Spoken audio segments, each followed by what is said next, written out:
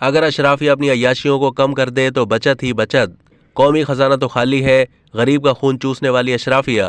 انصار عباسی کا کالم۔ روزنامہ جنگ کے کالم نگار انصار عباسی اپنے کالم غریب کا خون چوسنے والی اشرافیہ میں لکھتے ہیں کہ ملک کو ان حالات تک پہنچانے میں اگر اسٹیبلشمنٹ کا بہت اہم کردار رہا ہے تو سیاستدانوں نے بھی اس خرابی کو روکنے کے بجائے اس میں اپنا بھرپور حصہ ڈالا ہے۔ بلکہ اگر یہ کہا جائے تو غلط نہ ہوگا کہ سنگ دلی کی حد تک عوام کے نام پر سیاست کرنے والوں نے اپنی بے حسی سے عوام کی بڑی تعداد کو مایوس کیا۔ یہ سیاستدان ایک آرمی چیف کے ایکسٹینشن اور دوسرے آرمی چیف کی تعیناتی کے لیے تو ایک ہو گئے، لیکن اس ملک اور غریب کی خاطر معیشت کو درست کرنے کے لیے ایک میز پر ساتھ بیٹھنے کو تیار نہیں ہیں۔ اس کے برعکس معیشت پر سیاست ہو رہی ہے۔ جو اقتدار میں ہیں وہ اپنے مخالف کو معیشت کی تباہی کا ذمہ دار ٹھہرا رہے ہیں، تو اپوزیشن کی گویا یہ پوری کوشش ہے کہ معیشت کا ستیہ ناش ہو جائے، چاہے اس ملک اور عوام پر جو مرضی اثر پڑے۔ لیکن اس کا نتیجہ حکومت کے خاتمے کی صورت میں برآمد ہونا چاہیے تاکہ جو اقتدار سے باہر بیٹھا ہے وہ حکومت حاصل کر سکے۔ سب کو پتہ ہے کہ معیشت کو درست کرنے اور مہنگائی پر قابو پانے کا ایک ہی نسخہ ہے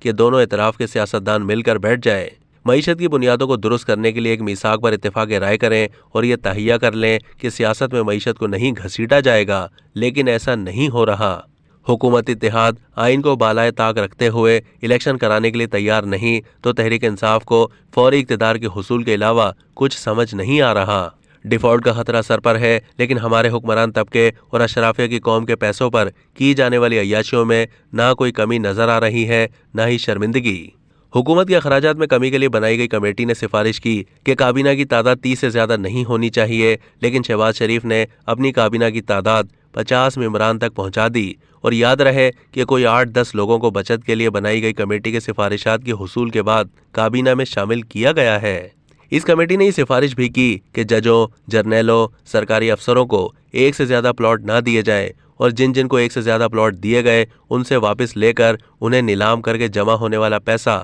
قومی خزانے میں جمع کرایا جائے۔ افسوس کہ ایک طرف اس کمیٹی کی حکومت کو دی گئی یہ سفارشات اخبار میں پڑھنے کو ملی، تو ایک اور خبر یہ بھی شائع ہوئی کہ سپریم کورٹ حکومت کی طرف سے اسلام آباد ہائی کورٹ کے اس فیصلے کے خلاف اپیل سننے جا رہی ہے جس میں ججوں اور وفاقی سیکرٹریوں کو پلاٹ دینے کی پالیسی کو غیر قانونی قرار دیا گیا تھا۔ قومی خزانہ تو خالی ہے اور عوام کے لیے اس میں کچھ نہیں بچا، لیکن اشرافیہ اور حکمران طبقے کے پروٹوکول اور مراعات پر جو خرچ ہو رہا ہے اس کا کوئی حساب ہی نہیں، بلکہ بالواسطہ ٹیکسوں کے ذریعے غریب کا خون نچوڑ کر حکمران طبقے اور ملکی اشرافیہ پر خرچ کیا جا رہا ہے۔ بچت کے لیے بنائی گئی کمیٹی نے بہت اچھی سفارشات پیش کی ہیں، لہٰذا وزیروں، مشیروں، ارکان پارلیمنٹ، ججوں، جرنیلوں اور سرکاری افسروں سے توقع ہے کہ وہ اپنی اپنی مراد میں کمی کریں گے اور اس سلسلے میں حکومت کو عمل درآمد کے لیے باقاعدہ تجاویز بھی دیں۔ اس کمیٹی کے مطابق ان تجاویز پر عمل کر کے 1000 ارب روپے تک سالانہ بچت ہو سکتی ہے۔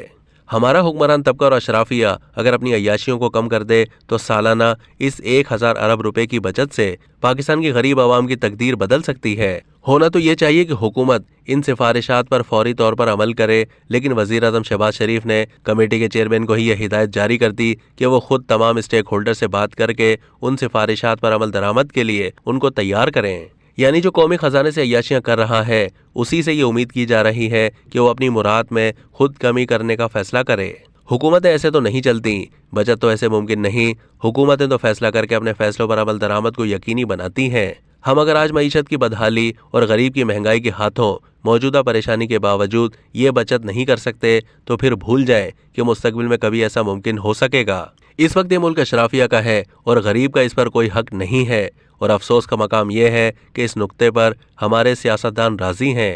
اب تک کے لیے اتنا ہی۔ مزید معلومات کے لیے ڈیلی جنگ کے یوٹیوب چینل کو سبسکرائب کیجیے۔